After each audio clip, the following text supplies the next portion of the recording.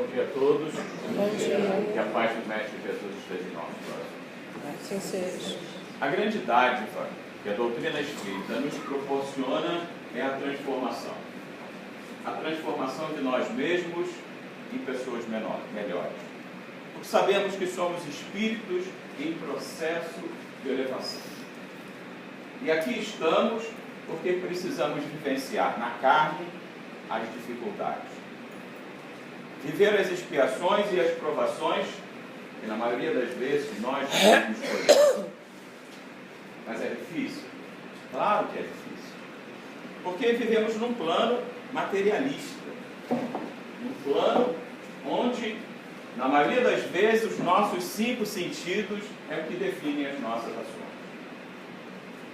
E muitas vezes nos tornamos verdadeiros caminhões de lixo. Essa é a primeira reflexão que eu trago hoje para vocês. Que o nosso grande objetivo hoje vai ser refletir sobre o nosso comportamento, porque julgar certamente é uma atitude que praticamos todos os dias. E aí nós nos transformamos em caminhões de lixo. Um dia eu peguei um táxi. Estávamos rodando na faixa certa quando de repente um carro preto saiu do estacionamento à nossa frente bruscamente. O taxista pisou no freio, desviou, escapou por um triz do outro carro. O motorista do outro carro sacudiu a cabeça e começou a gritar para nós nervosamente. Mas o taxista apenas sorriu e acenou para o sujeito fazendo um sinal positivo. Ele o fez de maneira bastante amável e amigável. Surpreso, eu lhe perguntei: por que você fez isso? Esse cara quase destrói o teu carro e nos manda para o hospital. Foi quando o motorista do táxi me ensinou o que eu agora chamo de a lei do caminhão de lixo. Ele explicou que muitas pessoas são como caminhões de lixo. Andam por aí carregadas de lixo, cheias de frustrações, cheias de raivas, traumas, desapontamentos e depressão. À medida que suas pilhas de lixo crescem, elas precisam de um lugar para descarregar e às vezes carregam sobre a gente. Não tome isso pessoalmente. Esse lixo não é seu. Apenas sorria e acene, desejando-lhes o bem. Vá em frente. Não pegue o lixo das pessoas e nem o espalhe sobre outras pessoas, no trabalho, em casa, na rua. Fique tranquilo, respire e deixe o lixo passar. O princípio disso é que pessoas felizes não deixam os caminhões de lixo estragarem o seu dia. A vida é muito curta e não leve lixo. Limpe os sentimentos ruins, aborrecimentos do trabalho, picuinhas pessoais, ódio e frustrações. Ame as pessoas que te tratam bem e trate bem as que não o fazem. Pessoas que nos amam merecem o nosso amor. Pessoas que nos odeiam precisam dele. A vida é 10% do que você faz dela e 90% do que a gente recebe dela. Eu gostei muito desse texto, né? Nós somos assim. A gente absorve o que não deve absorver. Quando as pessoas dizem para gente: você é uma pessoa tão inteligente, esse cara não passar. Mas quando ele diz: você é um porco, aí você revida. Ao revidar, nós estamos assumindo isso. Quando deveríamos fazer exatamente o contrário. Eu não sou caminhão de lixo. É ele que está falando. E o trânsito é especialmente fértil para isso, né? Você pega a Avenida Brasil, se você pegar aqui em Santa Cruz, se você não chega ao centro da cidade sem se aborrecer umas 3 ou 4 vezes. Pelas fechadas que você vai levar, por aqueles carros que encostam na traseira do teu carro, você está no limite, 90 km por hora. Mas eles querem estar a 120 e querem que você saia da frente deles. E quando passam por você, passam xingando, entram na tua frente, pisam no freio para te dar aquele susto. São os caminhões de lixo que a gente vê por aí. E que constantemente estão querendo jogar o lixo deles em cima da gente. É isso que a gente precisa aprender a refletir Com certeza, a doutrina espírita nos ensina a trabalhar isso. Porque esses sentimentos fazem parte do nosso cotidiano. E eu repito, é difícil? Claro que é difícil. Por isso precisamos orar e vigiar constantemente. E acima de tudo, gostar de nós mesmos. Porque quando Jesus disse amar o próximo como a ti mesmo e a Deus sobre todas as coisas, é preciso que nós nos amemos. Porque nós só vamos conseguir amar os outros quando nós entendermos que somos pessoas que estamos aqui para aprender, que ainda temos muito a aprender. Com isso, precisamos conviver com todas essas dificuldades, porque cada situação é uma lição nova que a gente vai aprender. Por isso, essa frase é o que vai nortear hoje a nossa conversa. Não julgueis a fim de que não sejais julgados, porquanto sereis julgados conforme houver julgados. Empregar-se-á convosco a mesma medida que vos tenhais servido para com os outros. Está em Mateus capítulo 7, versículos 1 e 2. E é preciso que a gente reflita diariamente. E não pensem em vocês que eu estou aqui na frente, que eu sou melhor que vocês. Vou dar um exemplo. Outro dia eu fui a Campo Grande. Eu precisava reconhecer firma de um documento. Como eu tenho firma naquele cartório ali do lado das sendas, eu desci ali pela rua e coloquei o carro bem em frente ao cartório, que é um estacionamento dentro. E aí, já vem aquela: moço! Aí eu comigo lá dentro, moço, o senhor vai no cartório? Eu comigo. Isso. Vou sim, filho. O senhor vai reconhecer firma? Alguém vai querer nosso vou sim, filho. Porque esse cartório não reconhece mais firma, não. Não? Não. Agora aqui é só óbito, casamento. O cartório que reconhece firma é aquele em frente ao calçadão ali na Cesar de Melo. Tá bom. Aí eu pensei, tirar o carro daqui, lá é tão chato. Vou deixar o carro aqui mesmo. Tá bom, não sou pai. Quando o senhor chegar lá, o senhor procura o Bira. Diz que foi o Januário que mandou. Obrigado. Fui eu. Todo satisfeito, mas já me preparando para aquela fila. Cheguei no cartório, tinha uma recepcionista, o cartório é bonito. Aí eu queria falar com o Bira. É aquele ali. O cara disse: Bira, quem me mandou aqui foi o fulano. Tá bom, o que o senhor quer? Eu queria reconhecer. Tá bom, são R$7. Assim, Bira manda. Tá bom, né? Obrigado. Paguei e fui embora. E voltei. Olha, naquele dia, eu ia fazer essa palestra. E eu voltei pensando: caramba, a gente estuda, a gente tenta transformar o estudo numa autotransformação, mas o orar e vigiar é tão difícil. E eu voltei pensando lá naquele cara. Falei: caramba, esse cara, o que eu vou fazer para pagar esse cara? O que eu vou fazer para retribuir? Ele não sabe de nada, porque tudo fui eu que pensei, mas Nossa Senhora, quanta bobagem, quanto lixo eu comecei a acumular. Mas é verdade. E existe um lugar onde nós mais praticamos isso, que é a nossa própria casa, que é a nossa própria família. E eu sempre lembro, quando falo disso, de um amigo. Eu gosto muito de contar essa história, porque sempre tem gente nova, né? Todo mundo se conhece, e sempre torce para alguém. Um amigo que também, professor, chegou em casa e o filhinho dele correu para ele: papai, peraí, papai está cansado. Já estava no banheiro, trocando de roupa.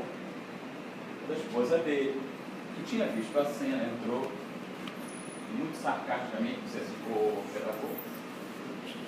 você passa o dia inteiro na rua cuidando dos filhos dos outros. Você chegou em casa e o que o teu filho queria era só te mostrar uma prova que ele tirou 10. E ele me contando e disse assim: André, eu fiquei vermelho, não sabia o que dizer, mas botei a roupa e voltei lá e peguei o Júnior, botei no colo e fui conversar com ele. Quantas vezes nós não fazemos isso, né? quantas vezes nós nos descuidamos com aquelas pessoas que nós mais amamos, com o nosso pai, com a mãe, com a esposa, com o marido, com o filho. Porque isso é a verdadeira caridade. A gente associa muito caridade a dar uma cesta básica, a dar uma roupinha velha, um sapatinho velho, e esquece que a verdadeira caridade é o ouvido, é a atenção, é sentar e ouvir alguém que está precisando, às vezes, de uma palavra amiga, e a gente se distrai. Bom, como eu gosto muito de contar histórias, vou começar aqui com uma história para a gente desenvolver a nossa reflexão sobre julgamento.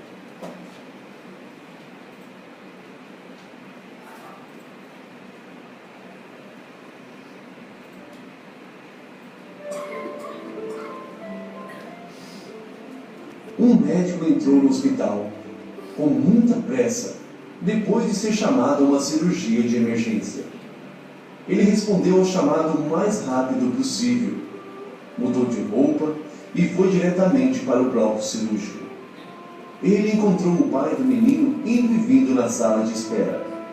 Depois de vê-lo, o pai gritou: "Por que você tomou todo esse tempo para vir? Não sabia que a vida do meu filho estava em perigo? Você não tem senso de responsabilidade?" O médico sorriu e disse: "Desculpe, eu não estava no hospital. Eu vim o mais rápido que pude depois de receber o chamado. E agora, eu gostaria que você se acalmasse para que eu possa fazer o meu trabalho." "Me acalmar? Se fosse o seu filho que estivesse nesta sala, você estaria calmo? Se o seu filho fosse agora que estivesse morrendo," disse o pai irritado. O médico sorriu novamente e respondeu: "Eu vou dizer o que disse Jó na Bíblia: do pó viemos e ao pó voltaremos. Bendito seja o nome de Deus. Os médicos não podem prolongar a vida. Vou interceder por seu filho. Vamos fazer todo o possível pela graça de Deus." E o pai, furioso, falou novamente: "Dar conselho quando não estamos em situação? Essa situação só eu que estou passando, e não você, doutor." O médico foi saindo e foi para o centro cirúrgico. A cirurgia levou algumas horas. Depois que o médico saiu feliz e disse: "Graças a Deus, o seu filho está salvo." E sem esperar uma resposta do pai, com muita pressa, olha para o relógio e foge. Ao mesmo tempo que ele vai, ele diz: "Se você tiver alguma dúvida, pergunte à enfermeira." E o pai olha para a enfermeira e diz: "Por que ele é tão arrogante? Não podia esperar mais alguns minutos para pedir mais informação sobre o estado do meu filho?" E a enfermeira, cheia de lágrimas pelo rosto, diz ao pai: "O filho do doutor morreu ontem em um acidente de estrada. O médico estava no cemitério quando você chamou para realizar a cirurgia do seu filho. E agora que ele salvou a vida do seu filho, ele correu para terminar o sepultamento do filho dele. Nunca julgue ninguém, porque você nunca sabe nada sobre a vida das pessoas e o que está acontecendo naquele momento na vida dela." Você que está ouvindo esta mensagem, compartilhe para que outras pessoas possam ouvir e refletir sobre isso. É uma grande verdade, né? Nós temos esse hábito de, principalmente quando estamos com uma situação de pressão, onde poucas pessoas conseguem realmente manter a calma e refletir, e sair despejando o nosso lixo em cima das pessoas. E muitas vezes, não só sem saber o que se passa do outro lado, mas com a nossa visão. E a nossa visão, a nossa percepção sobre determinadas situações, ela é muito pobre. E a gente não vê isso. Lembram-se daquela historinha de um casal que comprou uma casa e no fundo da casa eles tinham uma varanda toda envidraçada. E eles tinham o hábito de tomar o café da manhã ali. E quando ela sentava ali para tomar o café da manhã, que ela olhava pela vidraça, ela via a vizinha botando roupa na corda. E ela olhava assim e dizia, nossa, mas essa vizinha, ela não aprendeu a lavar roupa, porque a roupa dela está sempre tão suja. E todo dia que ela olhava, ela via a roupa da vizinha suja. Até que um dia, quando eles sentaram de manhã, que ela olhou, ela, nossa, o que houve? Será que ela agora está usando omo? A vizinha, a roupa está tão limpa. E aí o marido dela disse assim, não filho, é que ontem eu lavei a vidraça. Muitas vezes o que a gente vê não é a expressão real da verdade. O que a gente vê é o que as nossas percepções, o nosso olfato, o tato, o paladar, a audição, a visão, nos dizem, muitas vezes, mentirosamente o que é, deturpadamente o que é, erradamente o que é. Mas sem refletir, nós expressamos a nossa opinião, nós fazemos a nossa avaliação, nós fazemos um julgamento. Assim como esse pai, que sem saber o que se passava, simplesmente se achou no direito, porque tinha um filho, numa situação de saúde complicada, de dizer que o médico não estava fazendo bem o seu papel. Isso aqui são meus obsessores, deixa eu tirar ele. Ele gosta de me atrapalhar.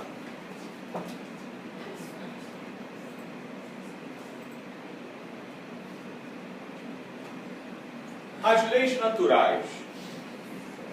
No Evangelho segundo o Espiritismo, Kardec coloca essas leis que regem o universo. Né? São leis sobre as quais nós não temos absoluto controle. Apenas vivenciamos essas leis. E eu fui buscar lá na Justiça, na Lei de Justiça, Amor e Caridade, na questão 875, que diz como se pode definir justiça. O que é justiça? Será que justiça para você é a mesma que justiça para ele? Às vezes isso limita-se a essa nossa pobre visão. E os Espíritos respondem a Kardec. Consiste em cada um respeitar os direitos dos demais. Olha que coisa simples, mas tão difícil de praticar. Respeitar os direitos dos outros. Todo mundo acha que tem direito, né? Dever nunca. Né? Aluno, quando é aprovado, diz, eu passei. Mas quando ele é reprovado, sim, o professor me reprovou. Não é? Ele sempre diz assim, nós é que reprovamos. Nós é que fazemos as provas deles. Né? Porque a gente tem esse péssimo hábito de atribuir sempre aos outros a responsabilidade pelos males que nos acontecem. Quando é que a gente para? Quando é que a gente tem coragem de dizer, não, isso aí é responsabilidade minha? Porque tudo que nos acontece é responsabilidade nossa. Tudo que acontece em nossas vidas é responsabilidade do que fizemos lá atrás. Ninguém planta abacaxi para colher melancia. A gente só colhe o que plantou. Tudo em nossas vidas é reflexo do que fizemos nessa ou do que fizemos nas outras. Se cada um de nós parasse para refletir sobre o que está acontecendo e perceber que a mudança depende única e exclusivamente de nós, seria muito mais fácil promover essas transformações, sem ficar dependendo dos outros, sem ficar achando que eu preciso que os outros façam para que eu melhore. Não. Somente eu. E Deus nos deu o livre-arbítrio exatamente para que nós assim procedêssemos, porque aí nasce o merecimento. Cada um de nós recebe apenas aquilo que merece, nem mais nem menos. Ninguém carrega uma cruz mais pesada do que a sua própria capacidade de suportar. Cada um de nós vivencia aquilo que precisa vivenciar para promover o seu processo de evolução. O difícil é nós pararmos para refletir sobre isso. O difícil é que nós tenhamos a coragem de admitir que eu vivencio aquilo que eu preciso. E como eu posso tirar proveito disso? Porque a doutrina espírita nos ensina exatamente isso, né? Outro dia um amigo disse para mim, vocês espíritas gostam muito de sofrer. Não, nós espíritas não gostamos de sofrer, nós sofremos com gosto. Porque entendemos o sofrimento. Se eu estou passando por isso, é porque eu mereço. Por que eu vou reclamar? Por que eu vou virar um caminhão de lixo? Por que eu vou, se eu estou doente, eu vou jogar isso em cima dos outros? Eu tenho na família um exemplo absolutamente fantástico.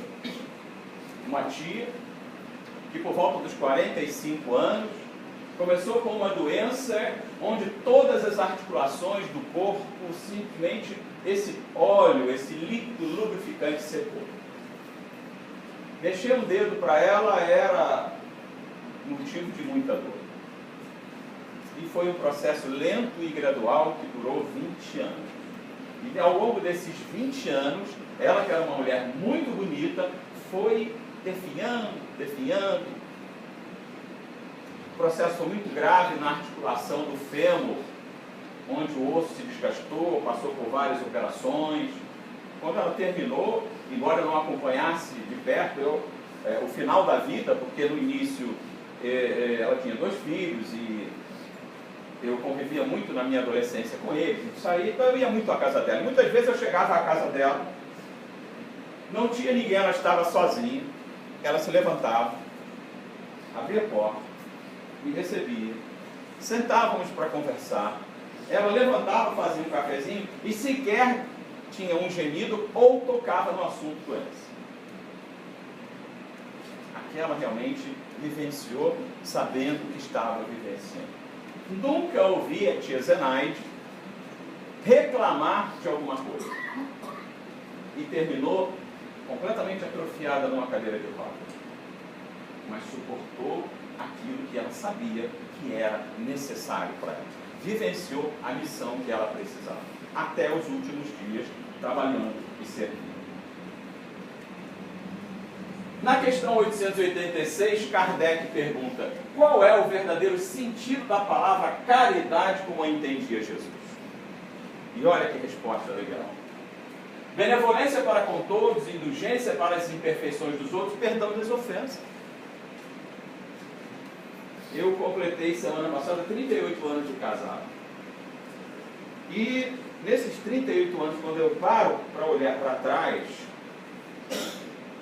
e eu começo a pensar e chegar à conclusão que, caramba, quantas vezes eu e minha esposa nos desentendemos por absoluta estupidez?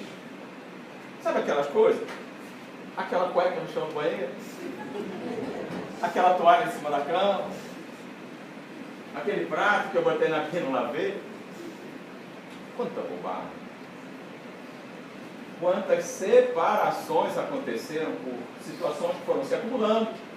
E aí o caminhão do lixo foi enchendo. Graças a Deus, nós tivemos muitas DRs, né? Muitas vezes sentamos para discutir que aquela bobagem tinha levado a uma condição que não merecia tudo aquilo que nós descarregamos. Mas não é verdade? São exatamente com aqueles que nós convivemos diariamente, são com eles que nós mais nos despreocupamos, nos relaxamos. E são eles que mais precisam da gente. São exatamente com eles que nós mais deveríamos estar preocupados e entender que a verdadeira caridade é o perdão, é a benevolência, é a indulgência. Não é a cesta básica, não é um sapato, uma roupa. É o perdão. Mas o perdão é uma coisa muito difícil. Não é aquele perdão, eu te perdoo, mas não passa na mesma calçada aqui. Isso não é perdão. Isso não é perdão. Divaldo Franco conta uma história fantástica. Vocês viram que eu gosto de história, mas eu juro que não vou levar as 4 horas que me deram para influenciar.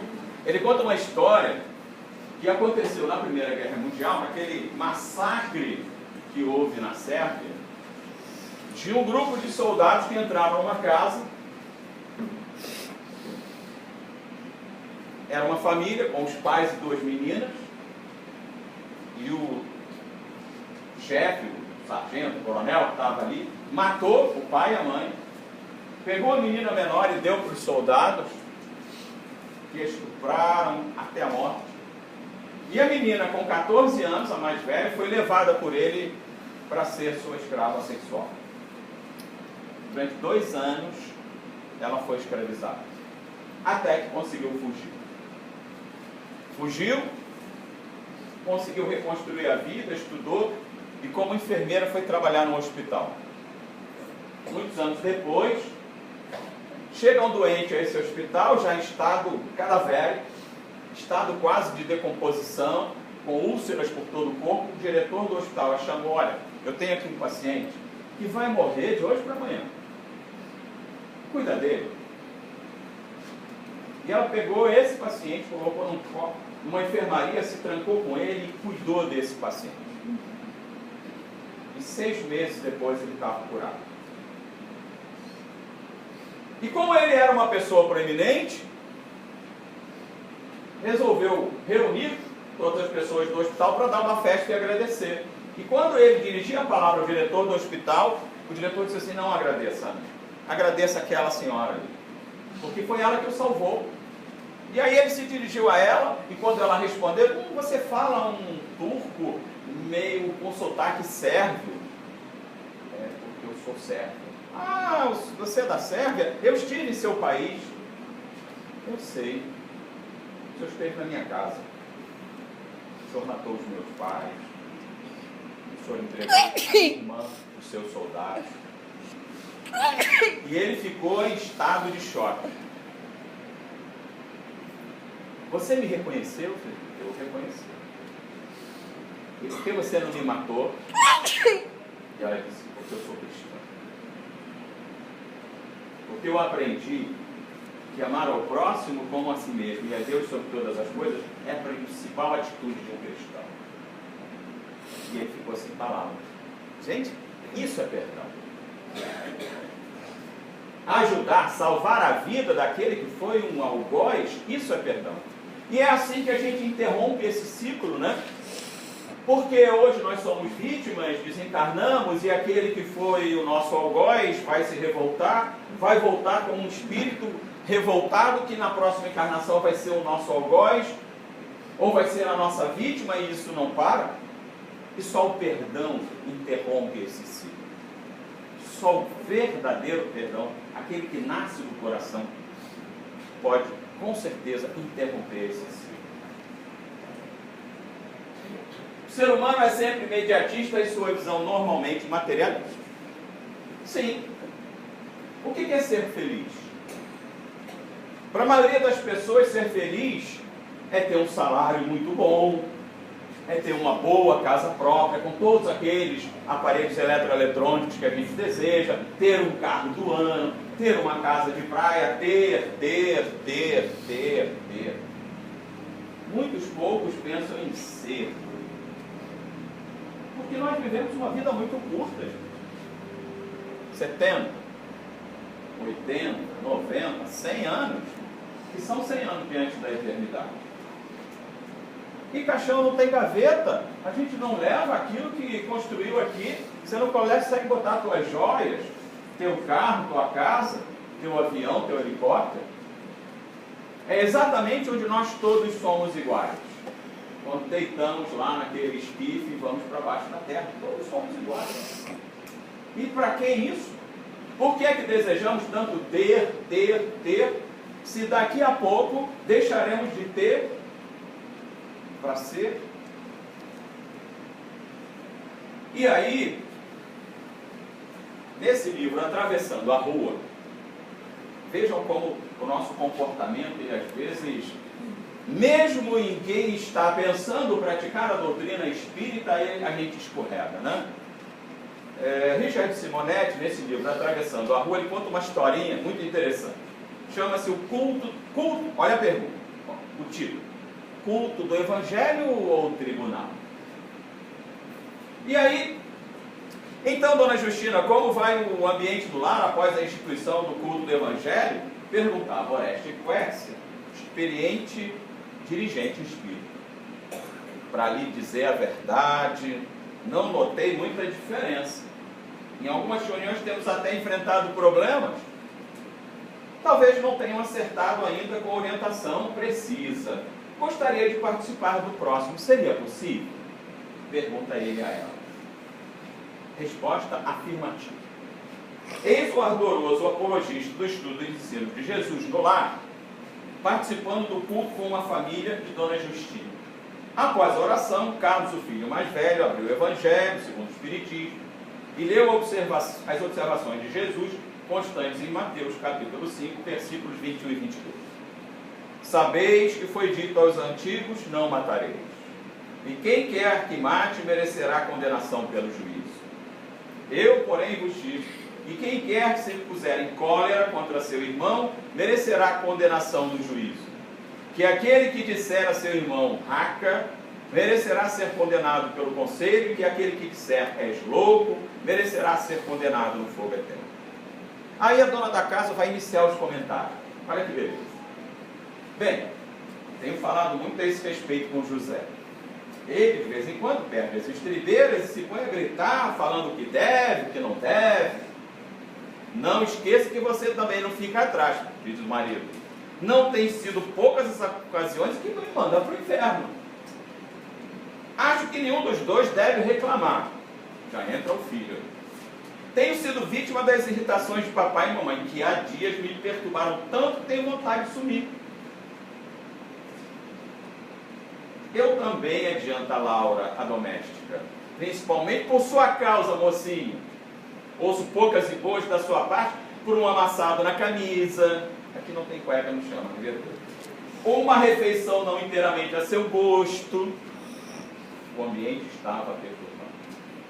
A discussão tornava tudo difícil. Orestes intervém providencialmente.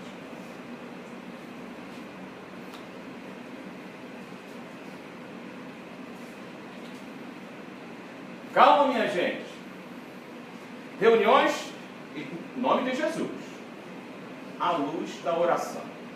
Acabo de descobrir que o culto do Evangelho não está indo bem com os benefícios que o caracterizam. É que vocês usam as lições de Jesus como juízes a pronunciarem sentenças. A leitura da Boa Nova não se destina aos outros. Ela deve ir à intimidade da nossa consciência. Não devemos usá-la para fiscalizar o semelhante, e sim como orientação para o nosso próprio comportamento. Observando que suas ponderações acalmaram os ânimos, acentua.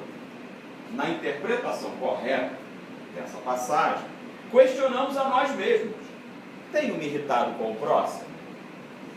Uso de compreensão e boa vontade no trato com aqueles que me rodeiam?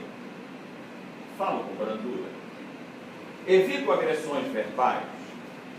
Contenho más palavras? Se retornasse hoje ao além, qual seria a minha posição espiritual, considerando o tipo de relacionamento que mantenho com familiares e amigos? Superiores, subordinados. Interpretando o sentimento geral, José desculpa-se. Não perdoa, diz o solene visitante. Sorrindo, conclui. Se cogitasse de perdoar, também eu estaria me colocando na posição de juiz e agir com magnanimidade, quando não passo de mero aprendiz, tentando errar menos, consciente de que não temos o direito de julgar ninguém. Por isso, não há o que perdoar. Conclusão dessa história. No Evangelho, encontramos sempre duas orientações precisas e inconfundíveis. É preciso edificar o bem. É preciso eliminar o mal. Para sermos eficientes nesse empenho, é de fundamental importância ter sempre presente que, no empenho do bem, somos convidados a pensar no que falta ao semelhante. No combate ao mal, devemos cogitar do que sobra em nós. O problema é que a gente faz sempre o contrário. O bom sou eu, o ruim é o outro. Mas quando a gente para refletir realmente sobre o nosso comportamento, quem sou eu? Já paramos para fazer isso? Quem sou eu? Se alguém perguntar para a gente assim, quais são as tuas virtudes e os teus defeitos? Tu diz, eu tenho vários defeitos. Defeitos. Tem sempre dificuldade, né? Isso é pura falta de reflexão. Isso é pura falta de autoconhecimento. O que convenhamos é uma coisa difícil. autoconhecimento é uma busca muito grande. É olharmos para trás e identificarmos quem somos nós. Quando eu completei 40 anos, foi quando eu abracei o Espiritismo, porque embora tenha nome André Luiz, nasci no dia 3 de outubro, que foi o dia de nascimento de Allan Kardec. Quer dizer, meu carro é forte, né? E meu pai quase botou Allan Kardec, quase mudou na última hora.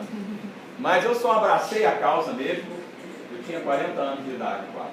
E um dia, eu estava sentado à minha escrivaninha, e minha esposa tinha saído com as crianças, eu fechei os olhos e levei a minha mente o mais longe que eu consegui, que normalmente é algo em torno dos 4 anos, né? Se algum de vocês tentar fazer isso, a gente normalmente consegue chegar a algo em torno dos 4 anos. E aí eu lembrei onde eu morava, os amigos, e fui andando no tempo, bem devagar. 5 anos, a mudança de casa, 6 anos, ingressei na escola, 7 anos, 8 anos, a professora, os colegas, 9, 10, 11, ingressei no ginásio naquela época, já diz a idade. E aí a gente vai, ingressei na escola técnica, ingressei na faculdade, conheci a minha esposa, nascimento do primeiro filho, do segundo, do terceiro, do quarto, vou parar por aqui. E vim. E quando eu cheguei no dia que eu estava, eu parei assim, caramba, como é fantástica a lei de causa e efeito. Porque o que eu identifiquei na minha vida é que toda vez que eu dava passos errados, cacetada. Toda vez que eu dava um passo certo, um brindezinho para me enganar. Como é verdadeira essa lei? E aí me deu a convicção daquilo que a gente colhe o que planta. Porque a gente constrói aquilo que a gente faz ao longo da nossa vida. Mas não se perturbe, porque como disse nosso irmão Chico, a gente não pode mudar o passado, mas a gente pode construir um novo futuro. Então o que ficou para trás? Os erros cometidos são importantes para a nossa reflexão, são importantes para que identifiquemos os nossos desvios de conduta, mas não para a nossa depressão, para a gente ficar angustiado. Eu fiz isso, fez. Você é um espírito imperfeito. Mas daqui para frente, vamos melhorar isso, vamos mudar essa história. E aí eu faço 3 perguntas a vocês. O que é um equívoco? Lembre-se da história do vidro sujo. O que é um julgamento? Você está errado, você está certo. Você está errado, você está certo. Quem somos nós? Como emitir uma opinião sem ferir ou ofender? Ah, isso é coisa de espírito evoluído. Não é coisa para mim ainda não. Vamos ver como o julgamento é uma coisa precipitada e naturalmente errada?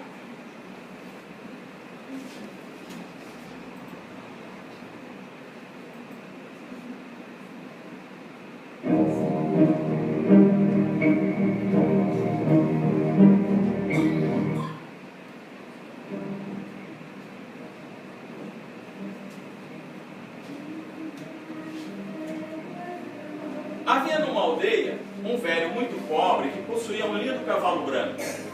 Numa manhã ele descobriu que o cavalo não estava na cocheira. Os amigos disseram ao velho: mas que desgraça, seu cavalo foi roubado. E o velho respondeu: calma, não cheguem a tanto. Simplesmente digam que o cavalo não está mais na cocheira. O resto é julgamento de vocês. E as pessoas riram. 15 dias depois, de repente, o cavalo voltou. Ele havia fugido para a floresta e não apenas isso, ele trouxera 1 dúzia de cavalos selvagens consigo. Novamente as pessoas se reuniram e disseram: velho, mas você tinha razão. Não era mesmo uma desgraça, sim uma bênção? O velho disse: vocês estão se precipitando de novo. Quem pode dizer se é uma bênção ou não? Apenas digam que o cavalo está de volta. O velho tinha um único filho que começou a treinar os cavalos selvagens. Apenas uma semana mais tarde ele caiu de um dos cavalos e fraturou as pernas. As pessoas se reuniram e mais uma vez se puseram a julgar. E não é que você tinha razão, velho? Foi uma desgraça seu único filho perder o uso das 2 pernas. E o velho disse: mas vocês são obcecados por julgamento? Não se adianta. se adiantem tanto, digam apenas que meu filho fraturou as pernas. Ninguém pode saber ainda se isso é uma desgraça ou uma bênção. Aconteceu que depois de algumas semanas o país entrou em guerra e todos os jovens da aldeia foram obrigados a se alistar, menos o filho do velho. E os que foram para a guerra morreram. Quem é obcecado por julgar cai sempre na armadilha de basear seu julgamento em pequenos fragmentos de informação, o que levará a conclusões precipitadas. Nunca encerre uma questão de forma definitiva, pois quando um caminho termina, outro começa. Quando uma porta se fecha, outra se abre. E às vezes enxergamos apenas a desgraça e não vemos a bênção que ela nos traz. É exatamente isso, né? Nós temos uma visão muito curta, muito limitada. Não sabemos o que está escrito para a gente lá na frente. Não sabemos o que construímos lá atrás. Como é que eu vou dizer se uma determinada atitude é boa ou ruim? Não é? Ali várias situações aconteceram. O cavalo foi embora, voltou com mais 15, o filho dele caiu, mas ao quebrar as pernas evitou de ir para a guerra. Por isso a gente tem que refletir um pouquinho mais sobre esses julgamentos que fazemos todos os dias. Né? O filho tirou uma nota baixa, mas você é ruim. Que isso, de repente a nossa nota baixa foi o que ele precisava para parar um pouquinho, refletir, parar de sair da escola e jogar futebol, ficar um pouquinho mais estudando, porque ele vai ser reprovado. São situações que nos acontecem porque a gente só para refletir quando algo nos acontece de ruim.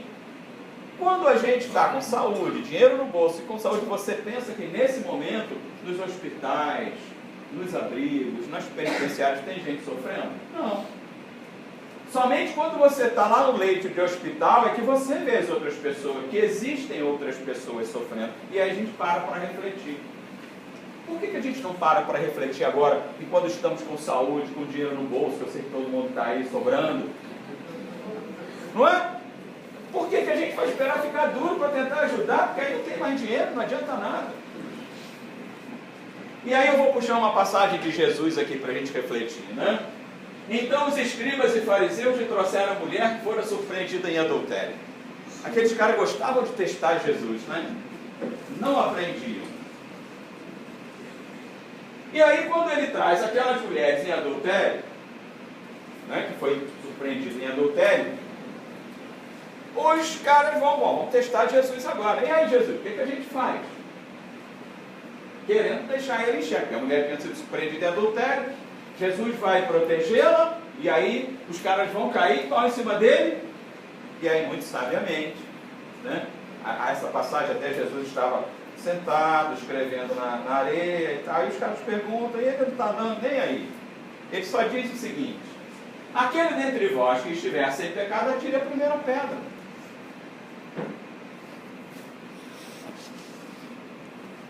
Algo mais objetivo e claro que isso? Se você não tem pecado, então você vai lá e faz. Não é na verdade isso? A gente vai no sinal, o sinal fecha, o cara avança. Você xinga o cara, mas no próximo sinal a gente avança. O cara entra na nossa frente sem jogar certo. Então você lá na frente, você também entra e não joga certo. Como é que a gente vai condenar se nós estamos cotidianamente caindo nos mesmos erros? Quem sou eu para condenar? Depois que eu me tratar, né? Eu acho que esse é um termo bem apropriado, porque nós somos doentes, né? Nós somos doentes da alma. E somente quando nós nos conscientizamos doentes é que nós tomamos remédio. Porque se você acha que você não está com a doença, você não vai nem ao médico. Ou então pega a bula, a receita e joga fora. Mas se você se conscientiza que você está doente, e nós todos somos doentes, é que a gente para refletir. Não, eu não vou avançar o sinal. E tem até um caso muito interessante, uma vez numa capacitação, e a pessoa que estava dando a capacitação para a gente tinha uma irmã morando na Alemanha, e ela foi visitar a irmã já morava há muitos anos, e saíram à noite, e voltaram a pé para casa, e numa rua absolutamente deserta, e altas horas da madrugada, o sinal para pedestre fechou, e eles iam atravessar, e a irmã dela parou. Ela olhou para a irmã, olhou para a rua, olhou para um lado, olhou para o outro, olhou para a irmã de novo, Filha, vamos atravessar. Não, sinal está fechado. Né? Mas não vem ninguém. Aí a irmã disse assim, mas vai que tem uma criança observando a gente. Olha que coisa legal, olha que reflexão legal, né? Vai que você comete algo errado e tem alguém te observando. Eu hoje, quando pego um dos meus filhos querendo dar uma palmadinha nos meus netos, opa, não faz isso não. E aí eu ouvia dele assim, mas papai, o senhor fazia isso com a gente. Agora aí eu descobri uma resposta boa. Então não cometa o mesmo erro que eu cometi. Não é verdade? Eu não deixo. Bater. Uma vez eu corri atrás dele e a minha mãe se jogou no meio e não deixou. Eu hoje sempre lembro disso. Que a minha saga, aquela velha. Eu penso, ela te protegeu uma vez, senão não vou deixar. Hã?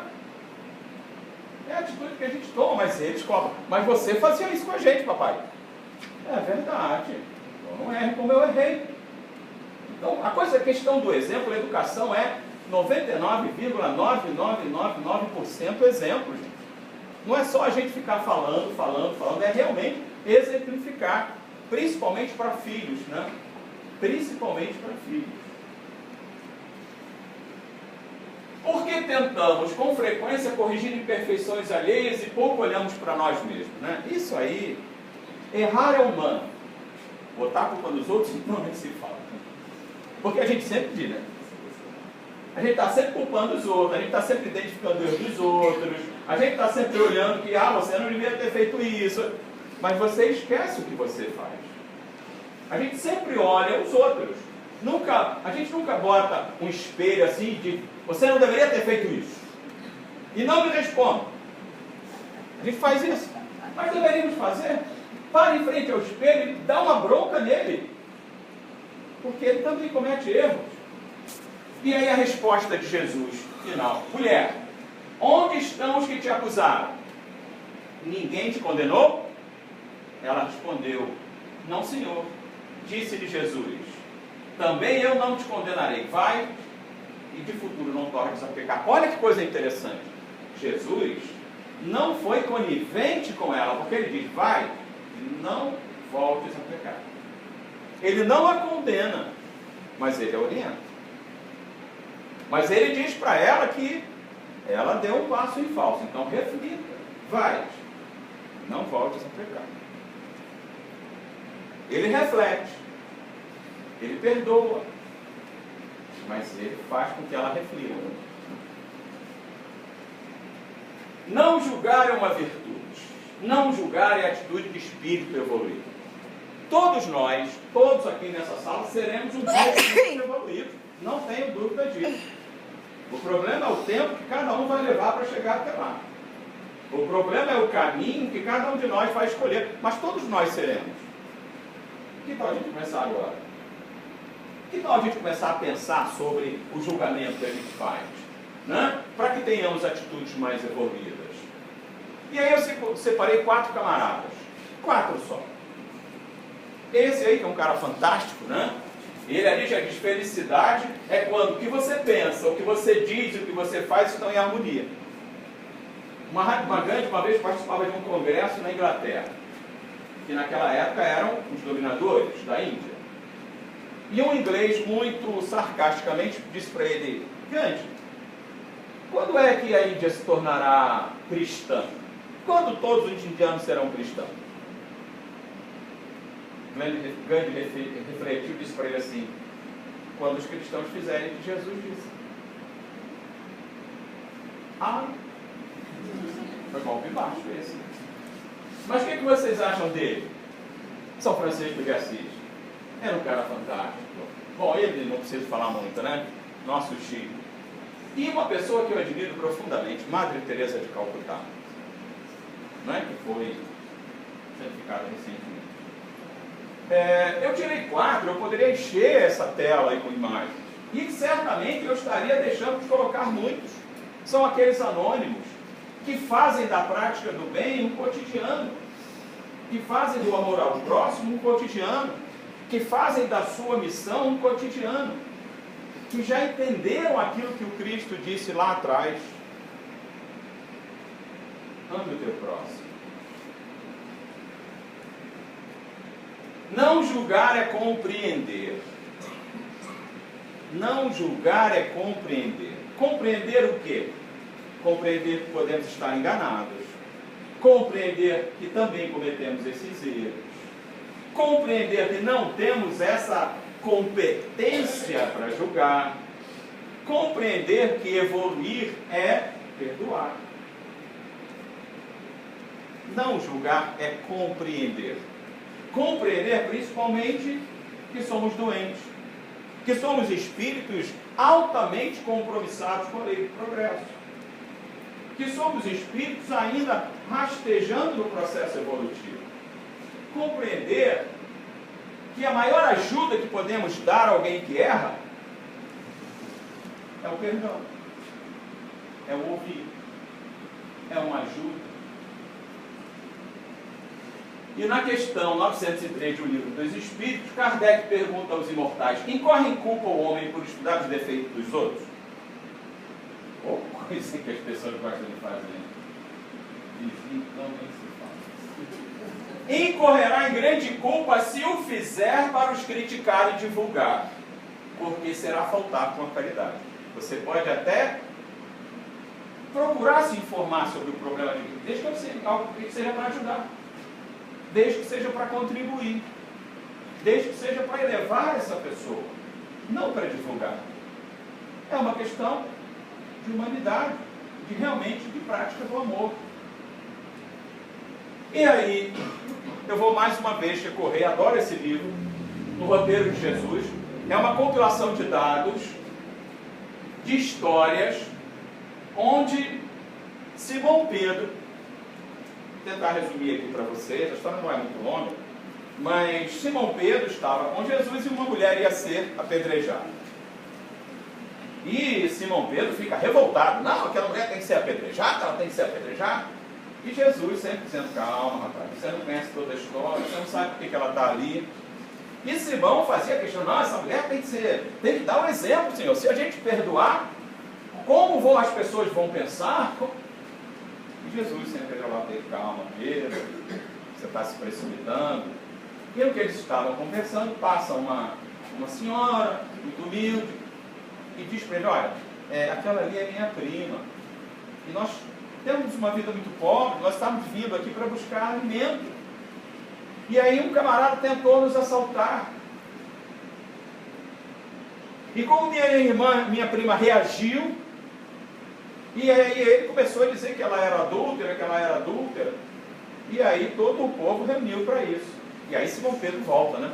O canhão dele para o outro lado: ah, então precisamos pegar esse cara, vamos lá, precisamos pegar esse cara, vamos lá. Jesus está do lado: calma, Pedro.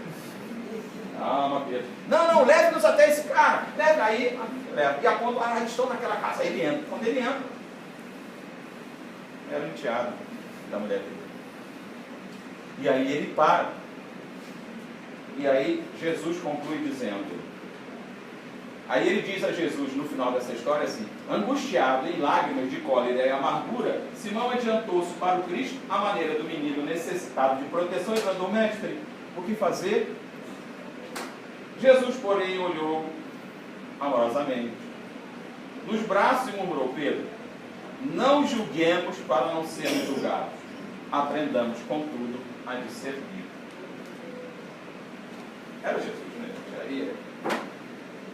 Ou seja, aí, a todo momento, quando Pedro mostrava sua indignação diante de uma atitude que ele julgava, que na visão dele parecia ser uma grande anomalia, e Jesus já sabia que motivos haviam para que aquela situação se configurasse. E certamente o que iria acontecer lá na frente. E ele vai só ali: calma, Pedro, calma, Pedro. Para Pedro, exatamente, ela deve ter sido tempo com função disso. E no final a surpresa, né? A surpresa diante de um problema que nascia na casa dele. Olha que coisa fantástica, né? E quantos de nós já muitas vezes não se rebelou contra situações cuja origem de repente estava nas nossas mãos, nas nossas atitudes, ou dentro da nossa própria casa. Essa é a lição do discernimento. que esse livro nos coloca tão bem. E aí, para encerrarmos a nossa conversa de hoje, vamos ouvir mais uma historinha, mais uma reflexão sobre julgamento.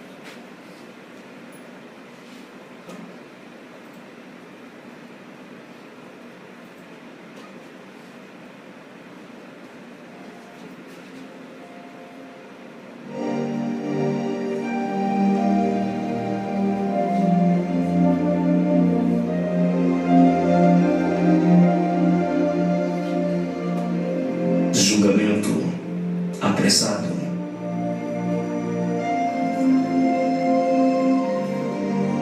Olha, as pessoas têm sofrido tanto com a arte de julgar, não é verdade?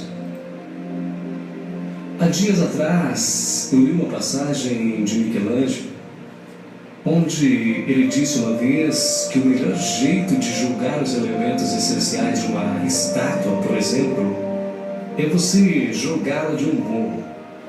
É verdade. Aí então, as peças que não forem importantes, elas com certeza vão quebrar. E às vezes a vida é assim. Ela também nos joga morro abaixo. Mas então, quando atingimos o fim, só restam as coisas mais importantes. É quando então a nossa visão clareia. É quando então nos agarramos ao que conhecemos de verdade. Enquanto a esperança se mexe dentro de nós. Então, sempre que você fizer algo bem feito, não se preocupe com o julgamento das pessoas. Lembre-se que você fez bem feito. E mais cedo ou mais tarde você irá receber a recompensa por isso. Uma garotinha segurava em suas mãos 2 maçãs. A mãe daquela garotinha entrou e lhe pediu com uma voz doce e um belo sorriso: você poderia dar uma de suas maçãs para a mamãe? Aquela garotinha levanta os olhos para sua mãe durante alguns segundos e então morde subitamente uma das maçãs e logo em seguida morde a outra. Aquela mãe sente o seu rosto se esfriar. Ela perde o seu sorriso. Começa então a pensar em quanto se dedicou à educação daquela pequena garotinha e o porquê ela havia de ter feito aquilo. No entanto, aquela mãe tenta não mostrar a sua decepção. Quando então aquela garotinha lhe dá uma de suas maçãs mordidas, aquela pequena olha então para sua mãe com um sorriso de anjo e então lhe diz: a mais doce é essa, mãe.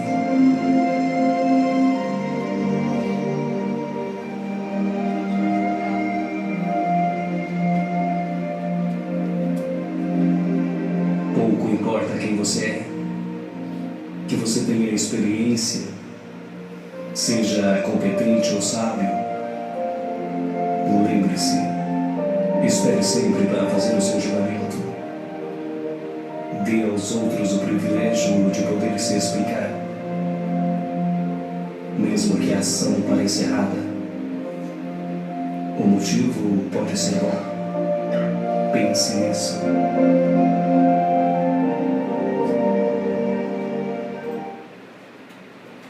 É que nós possamos sair daqui hoje pensando nisso, né? Quando alguém tiver 2 maçãs e morder as 2, ela só está testando para te dar melhor. Porque a nossa vida é tão curta. Um rapaz, uma vez viajando, muito rico, soube que na Índia tinha um grande sábio. E ele queria conhecer esse sábio e pagou a um guia que o levasse até ele. E quando ele chegou lá, ele viu uma cabana muito humilde. Só tinha um banquinho na entrada.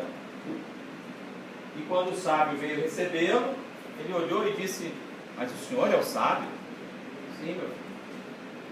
Mas o senhor só tem isso aqui, o senhor não tem quase nada. E o sábio virou para ele e disse assim: meu filho, eu estou vendo que você também só tem essa mochila. Aí ele disse: ah, senhor, mas eu estou aqui de passagem. E o sábio disse para ele: eu também. Então, nós possamos ter a consciência que estamos todos aqui de passagem. E o perdão, o amor ao próximo, a prática do bem é uma obrigação. Uma obrigação com os outros, não, uma obrigação conosco. Porque evoluir espiritualmente é uma obrigação nossa, é um compromisso nosso. E passar a nossa vida julgando os outros, sem olhar para dentro de nós, é um erro capital para comprometer o nosso processo evolutivo. Que nós possamos aprender a olhar as pessoas com os olhos do coração, com amor de verdade, mesmo que seja um grave erro, mas que a gente possa ajudar essas pessoas a corrigir a sua jornada. Certamente a nossa também será corrigida. Muita paz a todos.